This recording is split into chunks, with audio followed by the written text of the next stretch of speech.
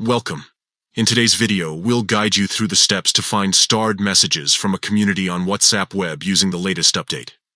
This feature is incredibly useful for quickly accessing important messages you've marked within a community.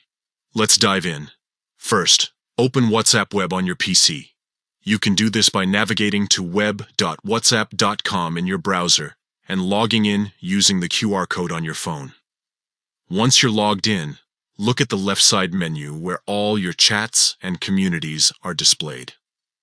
Locate the community that contains the starred messages you want to view and click on it.